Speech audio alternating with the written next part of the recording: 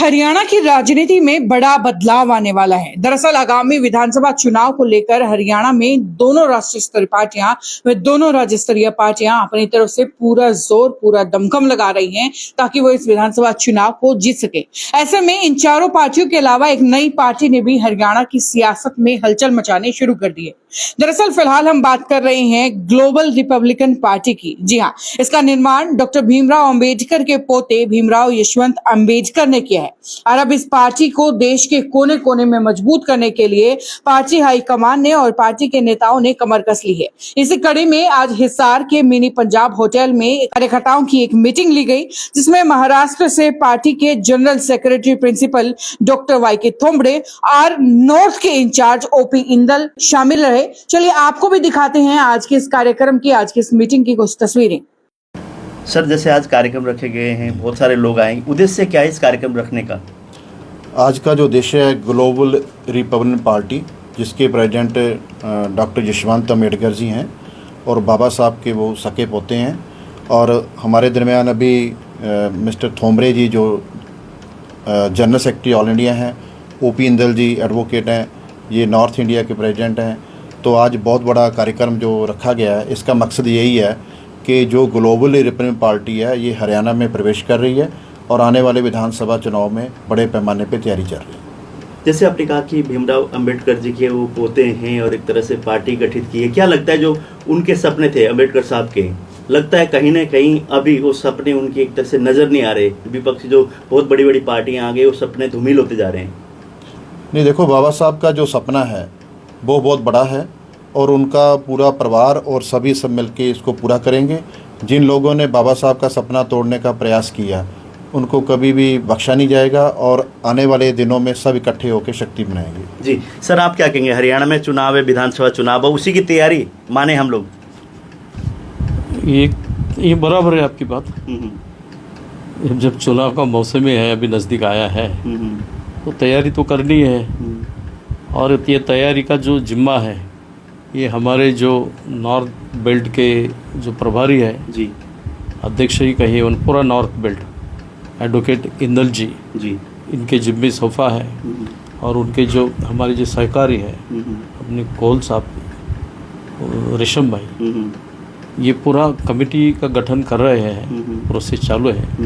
ये शायद एक हफ्ते 15 दिन में सारे ज़िलों में इस पार्टी की इकाइयाँ बनेगी और एक बड़ा संगठन बनेगा। और इसके साथ हम अपने इलेक्शन में पूरे जोर शोर से उतर रहे हैं। तो जैसे बाबा साहब का जो सपना था जी, अभी हमारे रेशम भाई ने कहा है कि ये जो मजलूम है, गरीब लोग हैं, पिछड़े हैं, माइनॉरिटीज़ है, ओबीसीज़ है, SC ST OBC माइनॉरिटी, ये जो सारा वर्ग है आज उनको हाशिए पे रखा गया है और इनके अधिकारों का हनन हो रहा है। तो इसकी जो पूर्ति करने के लिए हम देखे रहे कि जो आजकल जो चल रहा है उसके बाजू में करके हम खुद, मतलब बाबा साहब के जो पोते हैं, रियल पोते, उनका भी नाम भीमराव है जी, भीमराव यशवंतराव अंबेडकर।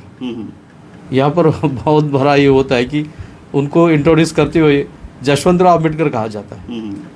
हालांकि उनका नाम जो है उनके दादाजी थे, डॉक्टर बाबा साहेब भीमराव अंबेडकर जिसे कहते हैं, उनके पोते का भी नाम भीमराव अंबेडकर है जी, भीमराव यशवंतराव अंबेडकर जी।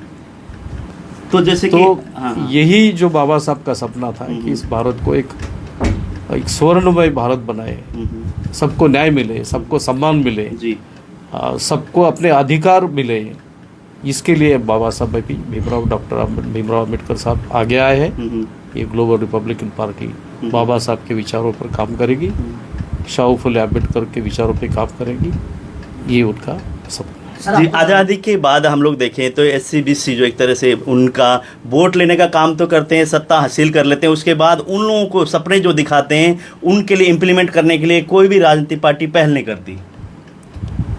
ये कोई आज की बात नहीं है, ये पहले से होते आ रहा है। इसलिए तो बाबा साहब ने कहा था कि भाई अपना संगठन बनाए, सब साथ में मिलकर चले। और ये जो पहल की है हमारे इंदल साहब ने कि हरियाणा के इलेक्शन में जी सभी जो छोटे मोटे गुट हैं वो सबको साथ में लेकर एक संगठन बना के अपना जो एजेंडा है आगे रखे और अपने एजेंडे पर हम इलेक्शन लड़ें, क्योंकि इनकी समस्याएं अलग है। इनकी समस्या के लिए अलग प्रोविजन है कॉन्स्टिट्यूशन में, जैसे SC/ST के लिए एक सब प्लान है, बजटरी अलॉटमेंट होता है करोड़ सब रुपीस का, लेकिन खर्चा करते नहीं है। जो रिजर्वेशन जैसा है कि सबको एक समान दर्जा मिले, एक समान लेवल पर आए और फिर कंपटीशन में उतरे, लेकिन वो अभी तक उन्होंने एग्जीक्यूशन नहीं किया। अभी तो समय ये आया है कि हर चीज़ का प्राइवेटाइजेशन हो रहा है, बचेगा कहाँ रिजर्वेशन। इनफैक्ट रिजर्वेशन है ही नहीं ऐसा समझ के चले हम लोग, क्योंकि जब आप देख रहे हैं कि ये आर्मी में जैसे कि वो उन्होंने अग्निवीर लाया है, ये भारत में पहली बार हुआ है। मतलब देश की सिक्योरिटी भी आप दांव पे लगा रहे हैं। और उदाहरण ये दिया जा रहा है कि भारत के अभी की बात है जो हमारे डिफेंस मिनिस्टर जी ने कहा था कि अगर बाहर के देशों में भी है, ये बाहर के देशों के से हमारी तुलना नहीं हो सकती जी। उनका जो स्टैंडर्ड ऑफ लिविंग है, उनका जो पर कैपिटा आय है, उनका जो सब बिजनेस स्टैंडर्ड, हर चीज़ का जो स्टैंडर्ड उन्होंने मेंटेन किया है, वहाँ पर उनके तो हम आजू बाजू में नहीं खड़े रह सकते। आज के हालात में हमारा बाजू का बांग्लादेश, हमारा नेपाल बाजू का पाकिस्तान, इन सभी के हमारे हमसे ज़्यादा पर कैपिटा आया है। क्या हम सोच सकते हैं एक समय इनको सब जगह लीड करने वाला भारत आज कौन सी स्थिति में आकर पहुँचा है, not only in terms of this per capita income but in terms of human index also 119 के है हंगर इंडेक्स में। हाँ, आपको पता है कि जो पत्रकारिता का जो क्या स्टैंडर्ड है उसके यहाँ पर कहा है। तो अभी कल परसों की बात है कि यहाँ की भारत की पत्रकारिता ही नहीं है, वो अपने पत्रकारिता ही भूल गए हैं। ये वर्ल्ड स्टैंडर्ड के जो ऑर्गेनाइजेशन है पत्रकारों का, उसका वो रिपोर्ट है कि there is no journalism left in India, they are all working for the parties those are in power, they are not becoming the mouthpiece of the people. Those are neglected, those are coming from backward classes, those are what you can say are far away from the mainstream of the development. जी, तो sir आप क्या कहेंगे, जैसे पहल आपने कर दी है, शुरुआत कर दी है कि एक तरफ से जो भी अपने SC/BC लोग हैं जो उनको अलग अलग पार्टियों में जुड़े हुए थे, उन लोग को इकट्ठा करके हरियाणा में आने वाले विधानसभा में चुनाव में उतरने की आप लोग तैयारी करें। लगता है कहीं ना कहीं सही राह पे तो आप चल रहे हैं, लोग साथ देंगे। हाँ, हमें विश्वास है कि बाबा साहब को मानने वाले लोग अब इकट्ठा होंगे। और ये एक हमें मैसेज अपनी भाइयों को, साथियों को देना है कि जो कानूनों में बदलाव किए गए हैं वो हमारे और हमारी सोसाइटी के खिलाफ हैं, हमारे हकों के खिलाफ हैं। नो डाउट भी रिजर्वेशन उन्होंने प्राइवेटाइजेशन के तहत ख़त्म कर दी, पर अब जो लेबर लॉ में या IPC में CPC में या CRPC में जो बदलाव लाए हैं उसमें भी गरीब आदमियों के लिए कोई न्याय की आशा नहीं है। और हम ये मैसेज आपके इस माध्यम के, आपके चैनल के थ्रू हमारे साथियों को देना चाहेंगे कि आप उठिए, जागिए। बाबा साहब के जो 3 सूत्र थे, एजुकेट, ऑर्गेनाइज एंड एजिटेट, उस पर काम कीजिए।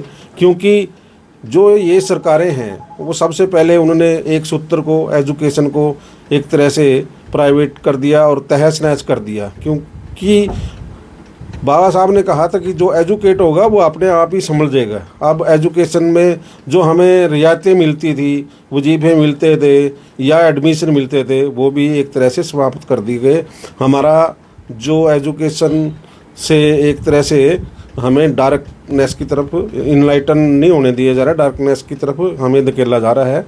हमें आशा है कि हम इस जो आने वाले चुनाव है इसमें अपना एक संयुक्त मोर्चा बना करके, कुछ साथी और भी आए हमारे साथ डिस्कस करने के लिए, तो 90 की 90 सीटों पर अपने साथी खड़े करेंगे और अपने साथियों को कहेंगे कि आप सम्मान की और समता की भागीदारी की लड़ाई। जी, जैसे कि लोकसभा चुनाव हुए उसमें था कि प्रधानमंत्री नरेंद्र मोदी 400 पार की बात कर रहे थे, वहीं कांग्रेस कहते हैं कि अगर 400 पार होगा तो संविधान खतरे में। आपको लगता था? बिल्कुल लगता था, ये बात में दम था कांग्रेस की कि अगर 400 पार चले जाते हैं तो ये संविधान को मनुस्मृति के द्वारा बदल देते, और ये अभी भी कोई खतरा टला नहीं है, क्योंकि आज भी जोड़ तोड़ करके प्राइम मिनिस्टर वहीं का वहीं है, सत्ता वहीं की वहीं खड़ी है, और कोई चेंज होने की, कोई बदलाव आने की हमें कोई आशा नहीं है, क्योंकि जो सत्ताधारी हैं उन्होंने सारे सिस्टम पर, यानी कि जो हमारा चौथा पिलर है, जैसे मीडिया है, जुडिशरी है, एग्जेक्टिव है, सब पर एक तरह से कब्जा कर रखा है, और सभी एक ही भाषा बोलते हैं, और बड़ा एक लाइट सा ग्रुप, जो मतलब कि लाइट ग्रुप बोलते हैं, वो एक पैदा कर लिया है, चाहे इन टर्म ऑफ मनी कहे, इन टर्म ऑफ एडमिनिस्ट्रेशन कहे। तो आम आदमी अब इन सरकार की सुविधाओं से, सरकार के में दिए गए या संविधान में दिए गए अधिकारों से वंचित होता जा रहा है। हम संविधान को दोबारा स्थापित करने की लड़ाई लड़ रहे हैं। तो मजबूती के साथ इस बार मैदान में उतरेंगे आप? बिल्कुल मजबूती के साथ, तन मन धन के साथ चुनाव मैदान में उतरेंगे। बस ये है कि अगर थोड़ा मीडिया हमारा साथ दे दे तो ये लड़ाई हमारे लिए आसान हो जाएगी। आपसे हम यही प्रार्थना करेंगे कि हमारी इन भावनाओं को हमारे साथियों से जोड़ दें। सर आपका नाम? मेरा नाम ओपी इंदल एडवोकेट। मैंने पंजाब में जो लॉ अफसर की लड़ाई लड़ी थी और वहाँ पर लॉ अफसरों में रिजर्वेशन दिलवाई थी, और वहाँ का एजी मिस्टर सिद्धू था जो उसको रिजाइन देने के लिए मैंने मजबूर किया था पंजाब बंद की कॉल दे करके। तो सरकार ने वो आज लॉ अफसर 65 लॉ अफसर एजी ऑफिस पंजाब में लागू कर दिए। मैं पंजाब में भी ये हाकों की लड़ाई लड़ रहा हूँ, और यहाँ हरियाणा में भी अभी यही लड़ाई शुरू की हुई है मैंने। और दूसरी है कि जो प्रॉपर्टी में हिस्सेदारी की बात है, मैंने हुड्डा या चीफ मिनिस्टर को लिखा है, तो उन्होंने बिल्कुल मना कर दिया कि आगे से हम जो प्लाट हैं ये ऑनलाइन बेचेंगे, ऑक्शन में बेचेंगे, और इसमें SC ST या OBC का कोई रिजर्वेशन नहीं देंगे। लॉ अफसरों में भी मना कर दिया, उनका लेटर मेरे पास आ चुका है सरकार का कि हम पंजाब के पैटर्न पे लॉ अफसरों में कोई रिजर्वेशन नहीं देंगे। यहाँ पर बहुत से मुद्दे हैं, जैसे कि स्टाइपेंड है वो भी बंद कर दिए, एडमिशन है PhD वगैरह में वो भी बंद कर दिए, और जो प्लाट अब बांटे जा रहे हैं वो सब नॉन SC को बांटे जा रहे हैं। उसमें OBC का हो सकता है एक दो प्लॉट हो, पर SC को तो बिल्कुल नहीं दिए जा रहे। SCों के खिलाफ तो एक तरह से सरकार ने मुहिम चलाई हुई है, जिसके विरोध में आज हम ये मीटिंग रखी हुई है। भाजपा ने जैसे संविधान हत्या दिवस मनाया 25 तारीख को, 25 जून को संविधान हत्या दिवस के रूप में घोषित किया, उस दिन इमरजेंसी लागू हुई थी, उस पर आपका क्या कहना है? देखिए, इमरजेंसी का अपना ये तो गड़े मुद्दे उकेड़ने वाली बात है।